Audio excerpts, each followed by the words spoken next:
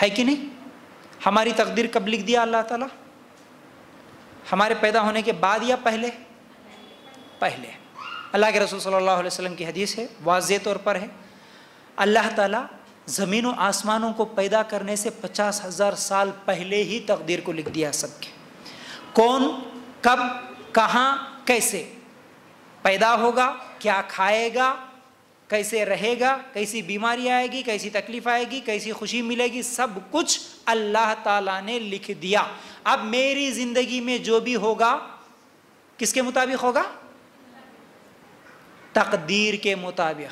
ठीक है ना? बात समझ में आ गई इस बात को? अब्दुल्ला इब्न अब्बास रज़ी अल्लाह ताला अन्हु को अल्लाह के रसूल सल्लल्लाहु अलैहि वसल्लम ने एक मर्तबा कुछ चीज़ें सिखाया था। वो क्या है? तिर्मिज़ी की रिवायत, अल्लाह के लिए गौर करना। अल्लाह के रसूल सल्लल्लाहु अलैहि वसल्लम ने अब्दुल्ला इब्न अब्बास रज़ी अल्लाह ताला अन्हु को बचपन में, वो बच्चे थे, सिर्फ 4-5 साल के थे, अपने बच्चों को भी बचपन से ये चीज़ें सिखाना बहुत ज़्यादा ज़रूरी है। हालांकि ये हदीस लंबी है, बहुत लंबी हदीस है, लेकिन उसके आखिरी जुमले में आप लोगों के सामने रखता हूँ। छोटे बच्चे थे अब्दुल्ला इब्न अब्बास रज़ी अल्लाह ताला, अल्लाह के रसूल सल्लल्लाहु अलैहि वसल्लम ने क्या कहा? आए लड़के, अल्लाह ताला ने तकदीर को लिख दिया, यानी कलम उठा ली गई, यानी जो तकदीर लिखने वाली कलम है ना, हम सब की तकदीरें लिख दी और अल्लाह ताला उस कलम को उठा लिया। सहीफे खुश्क हो चुके, सहीफे खुश्क हो चुके, मतलब जो तकदीर लिखी हुई सहीफे है वो सूख गए, मतलब तकदीर लिख दी गई हमारी। अब अगर अल्लाह ताला तुम्हें कोई नुकसान पहुंचाना चाहे जो कि तकदीर में लिखा हुआ है, तो उस नुकसान को पूरी दुनिया वाले मिलकर भी उस नुकसान से तुम्हें बचा नहीं सकते, और पूरी दुनिया वाले मिलकर तुम्हें कुछ फायदा देना चाहे तो फायदा नहीं दे सकते जितना अल्लाह ताला ने तुम्हारे तकदीर में लिख दिया। तिर्मिज़ी की रिवायत, बात वाज़ेह है। यानी अब हमारी जिंदगी में जो भी फायदा होगा, जो भी नुकसान होगा, किसके मुताबिक होगा? तकदीर के मुताबिक। बोलिए, तकदीर के मुताबिक होगा। अल्लाह ताला लिख दिया उसी के मुताबिक। अगर कोई पूरी दुनिया मिलकर भी हमें नुकसान पहुंचाना चाहे तो नुकसान नहीं होता, जितना अल्लाह ने तकदीर में लिखा उतना ही होता, उससे ज्यादा नहीं होता। बस इस बात को हमेशा के लिए जो याद रखता वो डिप्रेशन का शिकार नहीं होता, वह ज़हनी बीमारी का शिकार नहीं होता।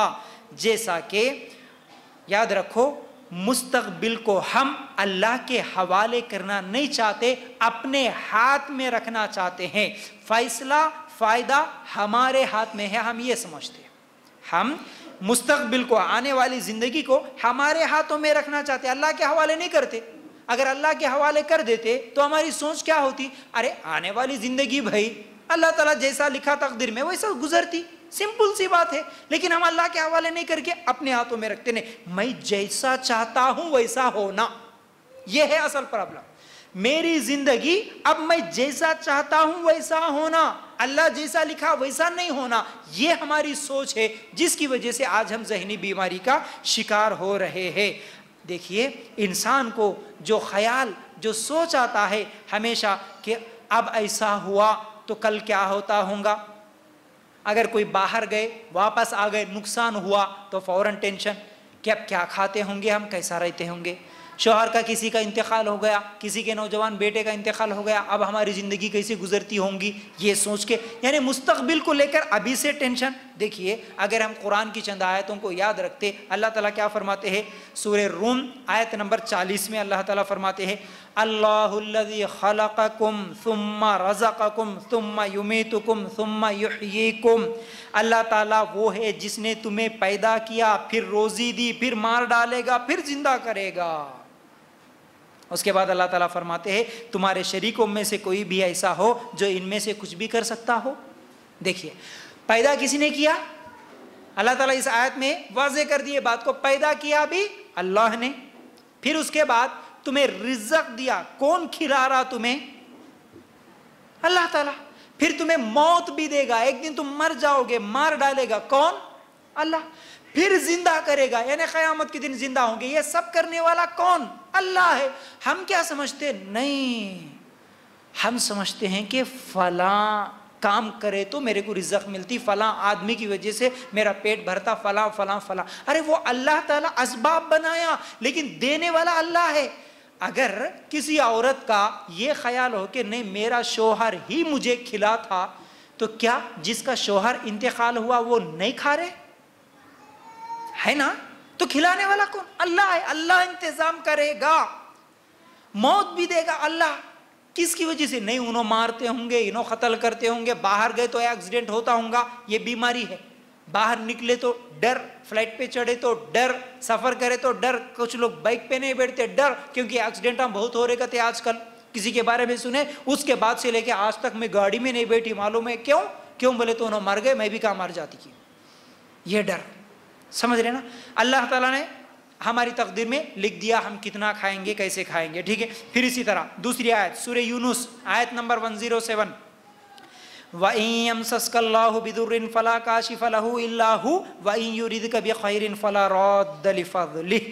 और अगर अल्लाह तुमको कोई तकलीफ पहुंचाए तो बजुज इसके और कोई इसको दूर करने वाला नहीं, और अगर वो तुमको कोई खैर पहुंचाए तो उसका फजल को कोई हटाने वाला भी नहीं है। क्या मालूम हुआ? तुम्हारी जिंदगी में जो भी खुशी आएगी, खुशी को देने वाला अल्लाह। तुम्हारी जिंदगी में, यानी अल्लाह ताला फरमाते हैं हम सब के लिए कि हमारी जिंदगियों में अगर कोई मुसीबत, कोई तकलीफ अल्लाह पहुंचाना चाहे तो उस मुसीबत को पूरी दुनिया वाले मिलकर हटा नहीं सकते। बात वाज़ेह है। तो फिर किस चीज का डर? किस चीज का डर? अल्लाह मेरी तकदीर में जितना लिख दिया उतना जरूर होकर रहेगा, ये बात हमेशा याद रखो। ये डर नहीं रहेगा, इस जहनी बीमारी का शिकार हम नहीं बनेंगे। सूरह शुआरा की आयत नंबर 80 में भी अल्लाह ताला क्या फरमाते हैं? वइज़ा मरिदतु फहुवा यशफीन। बीमारियों का शिफा अल्लाह के हाथ में है। जब मैं बीमार होता हूं तो मेरी बीमारी को शिफा देने वाला अल्लाह। तो फिर हॉस्पिटल में शरीक होने के बाद रोना, हॉस्पिटल में इलाज करवाते हुए भी डरना, सिर्फ बीमारी मालूम हो गई, रिपोर्ट में आ गया, उसको लेकर ही सोचते हुए रह जाना।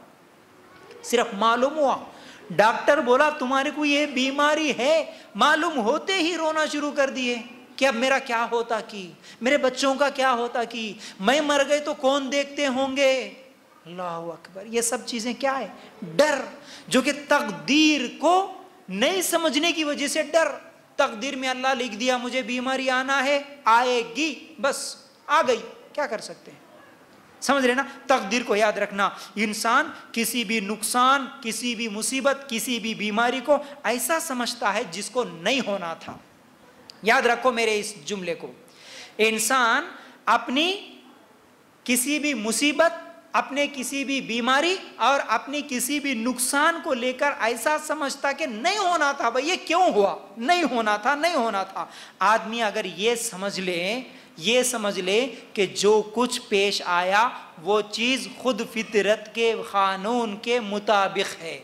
मेरे ज़िंदगी में जो भी हुआ वो खुद, मेरे ज़िंदगी में जो भी मामलात आए, मुसीबतें आई, वो फितरत के कानून के मुताबिक है, तो वो कभी ज़हनी बीमारियों का शिकार नहीं होता।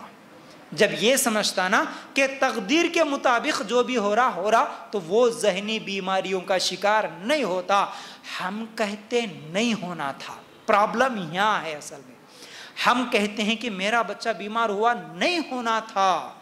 मेरे शोहर का या मेरे भाई का या मेरी बीवी का कुछ तो भी नुकसान हुआ, एक्सीडेंट हुआ, नहीं होना था, नहीं होना था। अगर इंसान ये मान ले कि ऐसा होना था, होता रहता है, होने वाला है, होकर रहेगा, ये जिंदगी का हिस्सा है, हो गया, तो टेंशन खत्म।